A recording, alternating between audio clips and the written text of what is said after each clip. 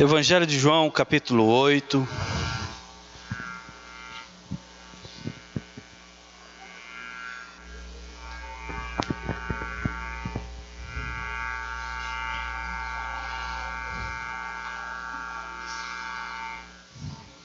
Nós iremos ler a partir do versículo 1.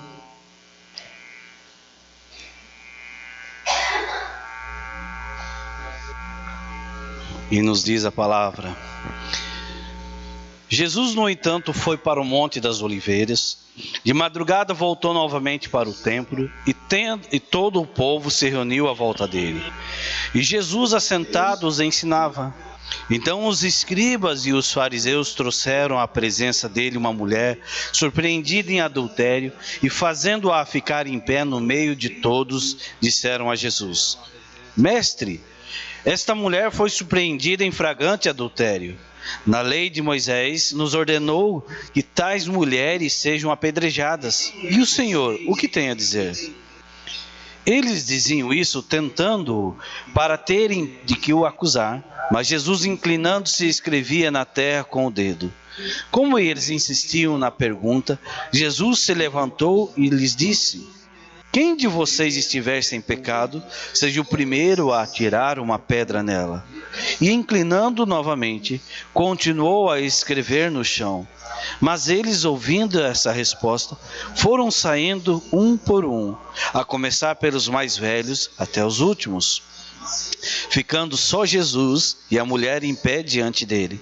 Levantando-se Jesus, perguntou à mulher: Mulher, onde estão eles? Ninguém condenou você? Ela respondeu: Ninguém, Senhor. Então Jesus lhe disse: Também eu não a condeno. Vá e não peques mais.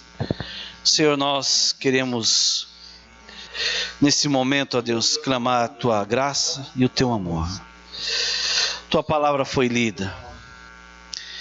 Que Teu Santo Espírito possa agir em nós. Que o Senhor possa nos quebrantar, ó Pai, e falar ao nosso coração. Quebranta-nos, ó Deus, sim, de uma maneira que nós possamos entender a Tua palavra, ó Pai, e que o Teu Santo Espírito nos molde, Senhor, e para que nós saiamos desse lugar de maneira transformados, ó Deus, renovados, ó Pai. É o que nós te pedimos, no nome de Jesus. Amém. Queridos, esse sermão foi uma junção de uma pregação de um outro pastor.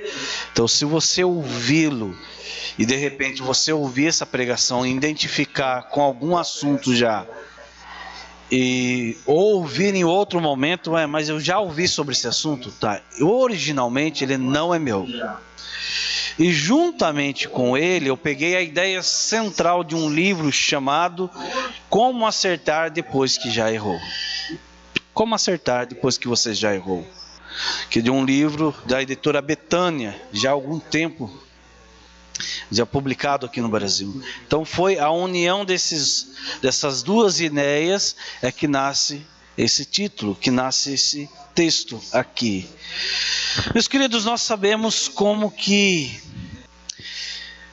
os incêndios eles podem causar estragos, como que o fogo pode causar estrago.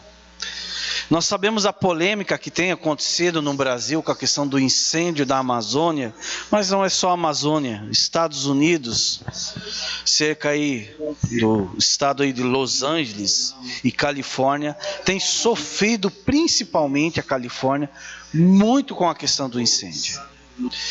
E 2 grandes incêndios aconteceram na Califórnia, ao ponto de consumirem em espaço territorial cerca do tamanho do estado do Rio de Janeiro. Devastou, foi grandioso, foi monstruoso o que aconteceu lá.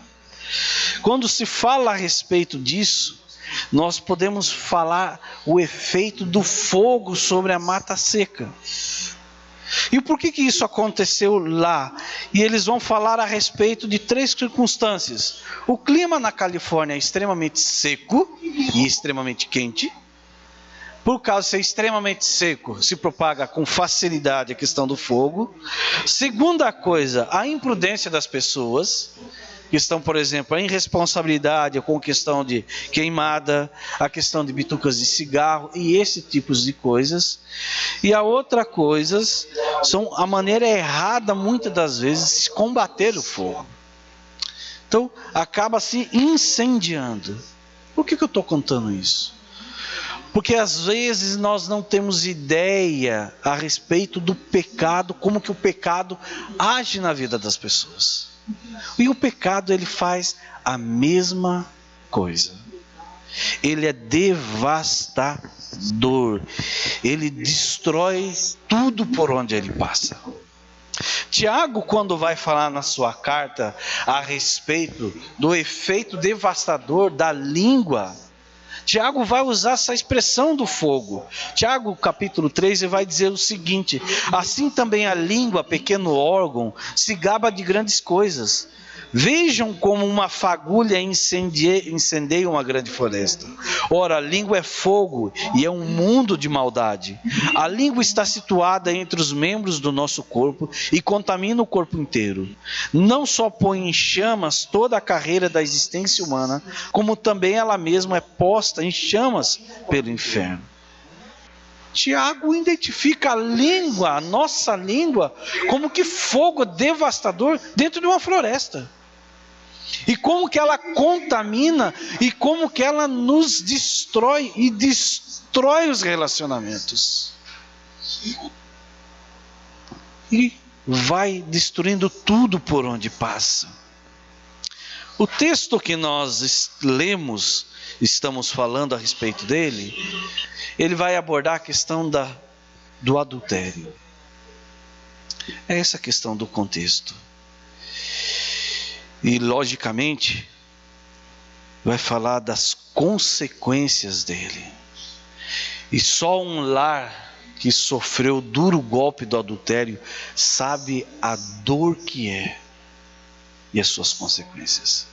Hoje nós vivemos um conceito na sociedade de que a vida é minha e ninguém tem nada a ver com isso. É essa a ideia que circula. Se você conversar com pessoas, eu não estou julgando, eu não estou dizendo de que quais as condições que levaram essa pessoa àquela situação. Pessoas que estão em presídios ou pessoas que são ex-presidiárias. E muitos deles provavelmente devem ter caído no mesmo dilema ou com a mesma frase, com o mesmo ditado: a vida é minha e ninguém tem nada a ver com isso. Mas eu quero pensar, como acertar depois que nós já erramos? E no primeiro momento, antes de nós chegarmos a esse ponto, eu quero falar dos efeitos do pecado sobre as nossas vidas. E é por isso que eu li esse texto. George MacDonald era um pastor e ele foi um mentor, de certa forma, de um escritor chamado C.S. Lewis. C.S. Lewis escreveu as Crônicas de Nárnia. Ele era tanto escritor como pastor, e o livro depois acabou se tornando então o filme As Crônicas de Nárnia. E ele escreve um poema dizendo o seguinte: com que facilidade as coisas dão errado. Um suspiro prolongado, um beijo demorado, e lá surge a neblina, e lá caem as lágrimas em formas de chuva.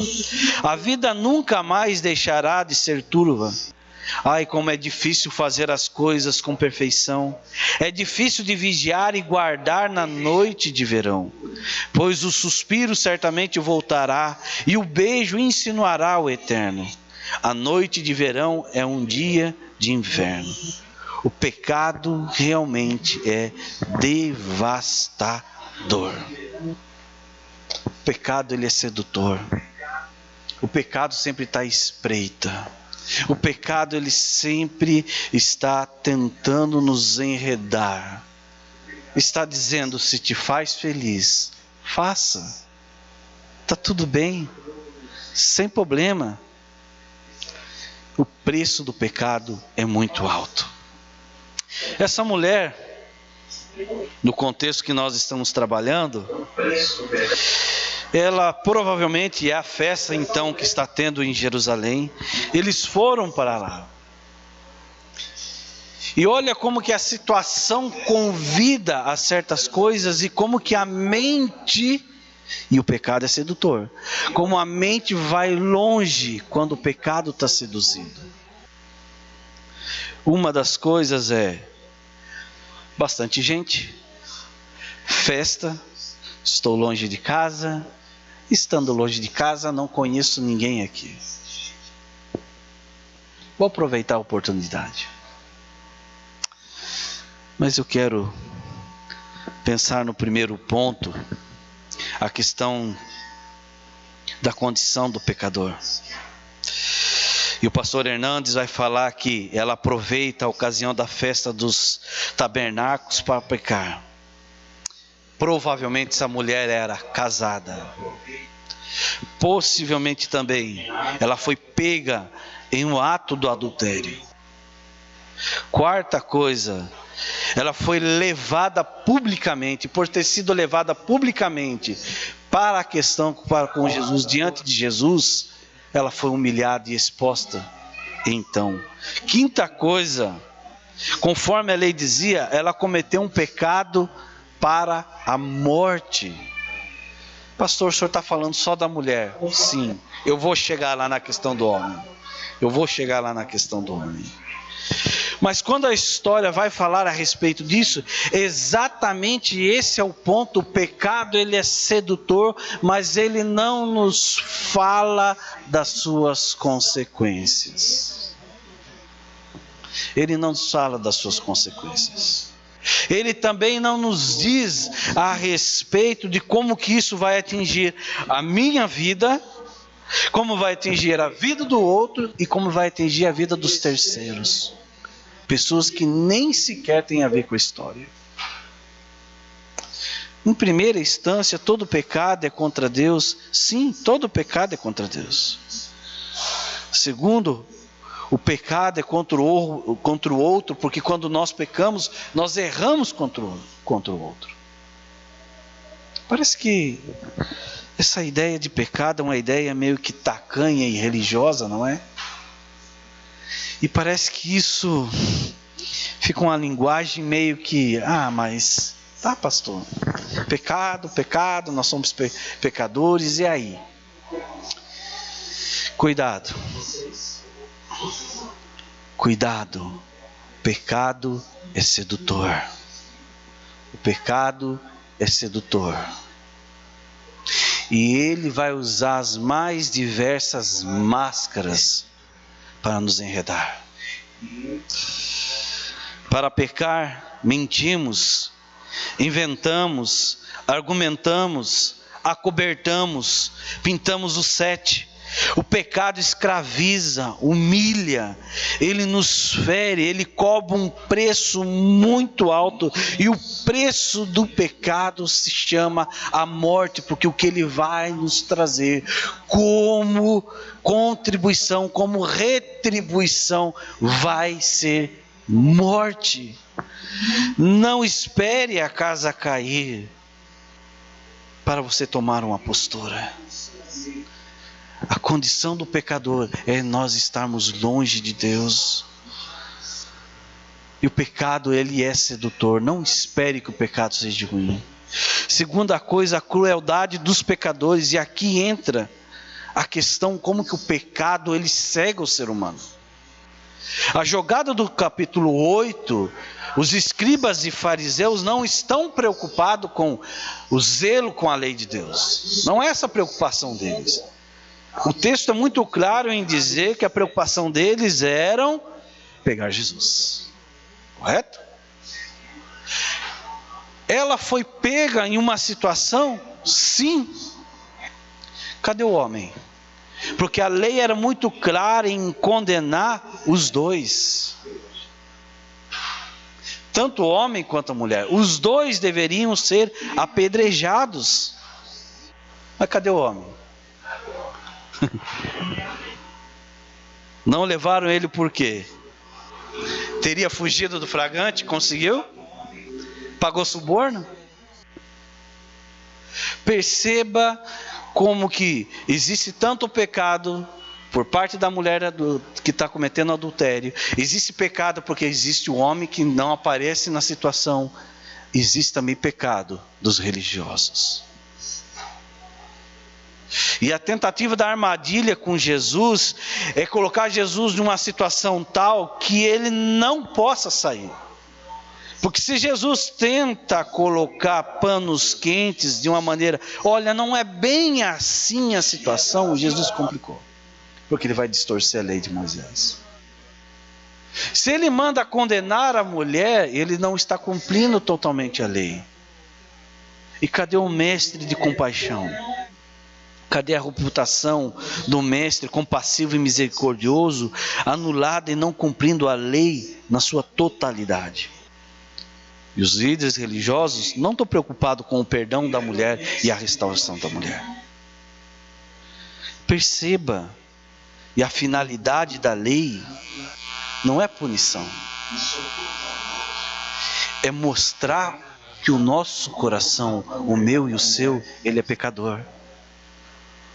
E antes que nós venhamos a cometer o pecado, a lei, a palavra de Deus é: cuidado, não faça, não cometa. Terceira coisa, a conquista sobre o poder do pecado. A forma como Jesus reagia aos escribas e fariseus, também como ele agiu com a mulher pega em adultério, nos revela algumas coisas. Jesus revela aos acusadores. Ele dá a resposta que eles esperavam? Não. Jesus é mestre por excelência. Alguns estudiosos, algumas tradições vai dizer que possivelmente, Jesus tenha se curvado no chão, e é por isso que eles acabam se retirando dali. Possivelmente ele tenha escrito: no chão seja os pecados, o nome dos pecados de todos eles. E é por isso que eles começam a se retirar. Porque a máscara caiu. Porque eles estavam condenando ela de um pecado em específico, enquanto eles tinham pecados escondidos. Então, a atitude de Jesus para com eles. E aqui eu quero pensar com você a respeito. Pastor, pequei ou errei, o que fazer? Eu não gosto de ler mais de um texto, mas eu quero que você abra comigo o texto de Lucas, capítulo 15. Evangelho de Lucas, capítulo 15.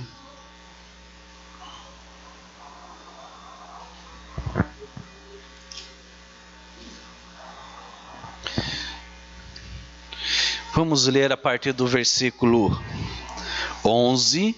Lucas 15, a partir do verso 11.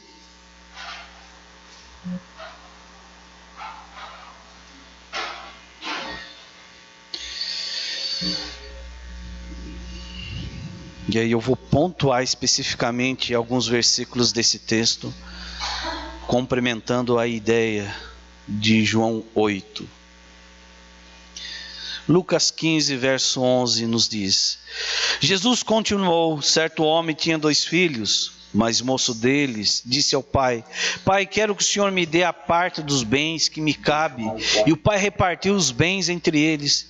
Passado não muitos dias, o filho mais moço, ajuntando tudo que era seu, partiu para uma terra distante, lá dissipou todos os seus bens, vivendo de forma desenfreada. Depois de ter consumido tudo, sobreveio àquele país uma grande fome e ele começou a passar necessidade. Então, foi pedir trabalho a um dos cidadãos daquela terra, e este o mandou para seus campos a fim de cuidar dos porcos. Ali ele desejava alimentar-se da alfarrobas que os porcos comiam, mas ninguém lhe dava nada. Então, caindo em si, disse: quantos trabalhadores de meu pai têm pão com fartura, e eu aqui estou morrendo de fome? Vou me arrumar, voltar para o meu pai e dizer-lhe: Pai, pequei contra Deus e diante do Senhor, já não sou digno de ser chamado seu filho, trata-me como um dos seus trabalhadores. E arrumando-se foi para seu pai. Vinha ele longe quando seu pai o avistou, compadecido-se, correndo o abraçou e o beijou. E o filho lhe disse: Pai, pequei contra Deus e diante de ti. Já não sou digno de ser chamado seu filho. O pai, porém, disse aos servos: Tragam depressa a melhor roupa e vistam nele. Põe um anel no dedo dele, sandálias nos pés. Tragam e matem um bezerro gordo. Vamos comer e festejar. Porque esse meu filho estava morto e reviveu. Estava perdido e foi achado. E começaram a festejar. Até aqui. Queridos, o que fazer depois que a gente já errou? Eu li o texto da questão da mulher adúltera. E graças a Deus que ela foi pega em flagrante. Por que graças a Deus? Porque ela caiu nos pés do mestre. Porque ela foi levada aos pés do mestre. E o seu pecado já não estava mais oculto, talvez dando a possibilidade dela retornar o ano que vem, para um momento de festa, longe de família, longe dos amigos e rostos conhecidos, e dessa forma então cometer adultério novamente e ficar escondida. Mas para aqueles que já cometeram o erro, o que eu devo fazer? A primeira postura que nós aprendemos como lição com o filho pródigo está no versículo 17 desse texto. Então, caindo em si,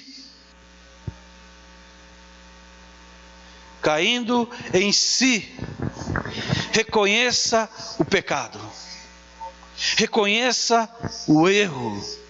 O primeiro passo a ser tomado é entender que nós erramos, que nós pecamos e que nós precisamos de restauração, de transformação.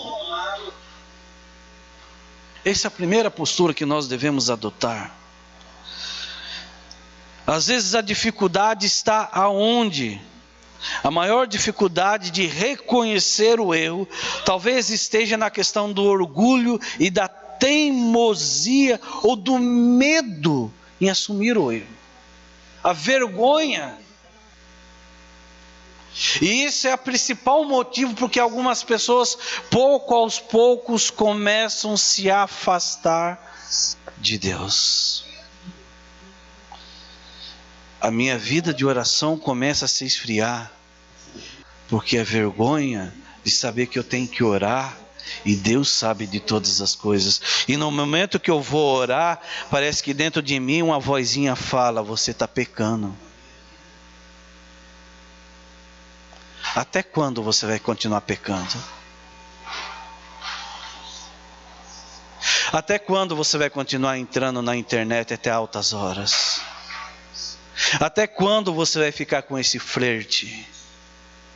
Até quando você vai continuar com esses hábitos errados? Até quando vai ficar com a manipulação? Eu não sei qual foi o seu erro. Eu não sei qual foi o pecado. Mas a primeira atitude é: reconheça que errou. A segunda postura é: não tente consertar um erro com outro erro. Muitas pessoas, para tentar contornar a situação, e essa postura de tentar consertar um erro com outro erro, normalmente revela um coração que não se arrependeu. E aí que está o perigo. Cuidado. Porque ou foi motivado pela vergonha a tomar uma postura que não deveria ser a correta, ou por causa do orgulho e não reconhecer o erro, a pessoa acaba tomando outra atitude errada novamente e contrária à palavra de Deus. O que nós vemos na fala do filho pródigo no verso 17 é caindo em si, é entender. E a fala dele está muito correta quando ele diz: No verso 17: Pai, pequei contra Deus e diante do Senhor. Primeiro pecado é contra o Senhor. Primeiro pecado é contra Deus. Para se consertar, como acertar depois que nós erramos? Terceira coisa é, verso 18, olhando para o texto de Lucas: vou me arrumar e voltar para o meu pai. Talvez a sua tradução esteja: eu vou me levantar e irei. Decida mudar. Decida pela mudança. O que eu preciso para que esse hábito, para que essa atitude pare na minha vida? Para interromper o ciclo vicioso que alimenta isso na minha vida. Distância, cortar o mal pela raiz. Não é tentar dar uma de forte. Primeira postura é admitir o erro, não tentar consertar o erro, mas é uma postura de coração de que eu preciso, decido mudar. E essa é uma atitude interna, não é pai, mãe, esposa, filho, marido, não é os familiares. Você conversa com pessoas que têm problema com drogição, adictos, pessoas com problemas, com vícios. Quando foi que você conseguiu vencer o vício? O dia em que de fato optei por querer mudar. Não adiantou conversa de pai, mãe, eles falaram, eles me colocaram na melhor clínica, eles me deram o melhor suporte, eu tive tudo aquilo que eu precisava. Mas o dia que de fato eu tomei a decisão de mudar, a coisa começou a mudar. Aí as ajudas me serviram para que eu pudesse sair do buraco, para que eu pudesse sair do fundo do poço, porque eu sozinho, aí eu entendi que eu não iria sair. É lógico que essa mudança vem com a ajuda do Senhor. Converse com pessoas. Talvez você conheça alguém que tenha saído de algum vício. Converse com eles. Converse com eles. Quarta coisa, no verso 19, como acertar depois que já erramos, o que fazer depois que já erramos. O verso 19 desse texto nos diz: já não sou digno de ser chamado seu filho, trate-me como um dos seus trabalhadores. Humilhe-se se for preciso. Já não sou digno de ser chamado teu filho. Provérbios 15, 33 nos diz que a humildade precede a honra. Você errou com a pessoa, peça perdão. Trate com a pessoa. Não fique dando justificativas. Seja humilde. Porque tratar erros é algo difícil, sim. Só que é melhor nós irmos e aceitarmos o tratamento de mão amiga, de gente que quer nos ajudar, do que ver uma situação como no capítulo 8 de João, de uma mulher que foi pega em flagrante, e ela ser exposta e humilhada. Se humilhe, não queira ser humilhado. Porque quando você busca, como no caso do filho pródigo, essa humilhação, me trate como um dos seus filhos. É pedir perdão pelo erro, é o ato de dizer: eu quero conserto, eu quero restauração, eu quero transformação, eu quero recomeçar e eu quero pagar o preço por isso. Eu quero um novo começo por isso. Quinta coisa, verso 20 e 21. Então, levantando, foi para seu pai. Tome uma atitude. Não fique na atitude. Não fique apenas na teoria. Lembra? Nós falamos semana passada sobre planejamento? Muitas das vezes a gente pensa, fala, nós planejamos, né? É igual dieta, ou a gente sempre começa na segunda-feira, né? Alguém começou dieta aqui na quarta ou na sexta-feira? Ou no sábado? Quem tem coragem de dizer que começou isso? Ou quem começou dieta aqui na segunda-feira? Ninguém? A gente sempre joga para segunda-feira ou o ano novo. Não. Tome atitude. Quando? Agora. Planeje. Marque data. Tome postura. Muitos reconhecem o erro, mas nunca fazem nada. Comece a agir. Nós precisamos tomar essa atitude. Se não conseguimos, é lógico que por nós temos nossas limitações e dificuldades. Peça ajuda do Senhor sempre e persevere sempre. Sempre e sempre. E principalmente aos pés do Salvador. Por isso existe a cruz de Cristo. Por isso a cruz de Cristo e a graça de Deus, ela estão estendida para nós, porque nós somos pecadores. Não importa se é a primeira vez que estamos ouvindo a mensagem do Evangelho, ou se eu tenho caminhado com Cristo e eu errei, a questão é retornar à presença do Senhor e recomeçar novamente. E a resposta dele, havendo uma postura e uma transformação, uma mudança de comportamento, com toda certeza, a resposta dele vai ser: eu também não te condeno. A graça dele está estendida. Ele não veio para condenar. Ele veio para mudar as nossas vidas. Ele veio para transformar as nossas vidas. Para Cristo não existe caso perdido. Não existe caso difícil. Mas nós precisamos ter coragem. Nós precisamos ter coragem. Vamos orar? Curve sua cabeça. Senhor, nos ajude. Nos ajude a vencer o pecado, ó Deus. Nos ajude, Senhor, a enfrentar aquilo que talvez tem nos escravizado, que tem dominado as nossas vidas. Nos ajude a ver e a entender e a enxergar que a Tua graça, que o Teu amor está estendido para cada um de nós. Nos ajude a ver e a enxergar e perceber que o Senhor não vem nos condenar, mas que o Senhor está disposto, de braços abertos, a transformar nossas vidas.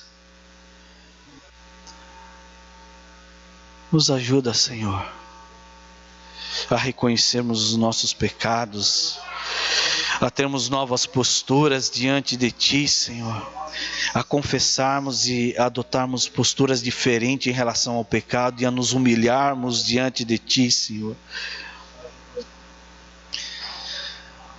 Derrama do Teu Santo Espírito. Derrama do Teu Santo Espírito. Mas quebra a corrente da escravidão, do pecado que tem dominado. Eu não sei, Senhor, o que é que tem prendido uns e outros, ó Pai. Eu não sei o que é que tem escravizado, Senhor. Mas nos ajuda a sermos livres. E louvamos o Teu nome, ó Deus, porque hoje o nome da libertação, existe um nome, existe endereço, se chama Cristo Jesus. E o Senhor levou sobre si, ó Cristo, toda a condenação. Então não existe caso difícil para Ti. Não existe o impossível para Ti. Mas confronta, Senhor, e liberta, ó Deus. É o que nós Te pedimos. Não permita que o pecado venha expor ao público como foi o caso dessa mulher, Senhor. Que essa pessoa venha a ser humilhada em público, mas que nós possamos nos humilhar diante de Ti, diante da cruz, para sermos livres. É o que nós te pedimos, no nome de Jesus, amém. Queridos, eu tenho alguns avisos rapidamente aqui. Na semana que vem estarei em Pelotas, será a reunião do presbitério, será no sexta-feira à noite e sábado. No domingo, por ocasião da reunião do presbitério, o pastor de Uruguaiana, os pastores estarão em Pelotas, né? Por ocasião, eu convidei o pastor de Uruguaiana, o pastor Rafael Stauffer. Ele estará, então, trazendo a palavra no domingo de manhã, na escola dominical. Ele estará dando um estudo sobre Marcos capítulo 11. E, à noite, ele estará trazendo também a palavra. Você come o radiador.